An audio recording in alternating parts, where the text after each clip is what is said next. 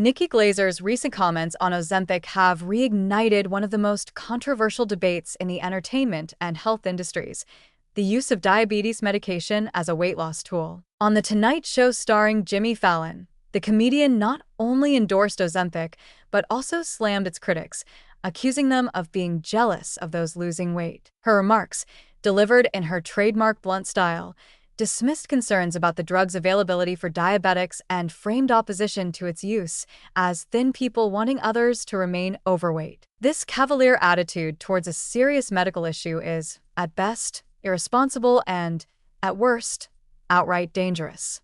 The growing popularity of Ozempic and similar drugs has already created significant shortages for diabetics who genuinely need them to survive. Despite the very real, life-threatening consequences of these shortages, Glaser mocks the concern, implying that no one truly cares about diabetics anyway. This level of dismissiveness is not just cruel, it's emblematic of the kind of privilege that comes with being able to access and afford off-label prescriptions for weight loss while others suffer from a lack of essential medication. Even beyond the ethical concerns, Ozempic's rapid rise in popularity masks a much larger issue: the normalization of pharmaceutical shortcuts over sustainable health solutions. Instead of advocating for long-term lifestyle changes, many celebrities are treating the drug as a quick fix, ignoring both the serious side effects and the societal consequences of glorifying it.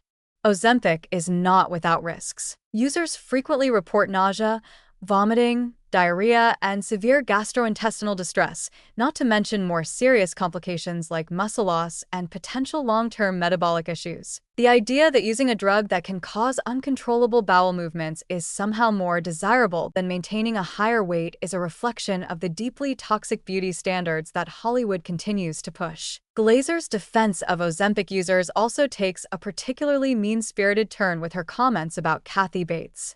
By mocking those who are allegedly upset that Bates has lost weight, she reduces the entire debate to petty jealousy rather than acknowledging the legitimate concerns that many have about the way these medications are being marketed. While Bates herself has spoken about her years of effort to achieve her weight loss, Glaser seems to ignore this entirely, instead turning the conversation into a shallow, confrontational narrative where thinness is the ultimate prize and anyone who questions the method of achieving it is just bitter. The entertainment industry's obsession with Ozempic sends a harmful message to the public, reinforcing the idea that weight loss is more important than health.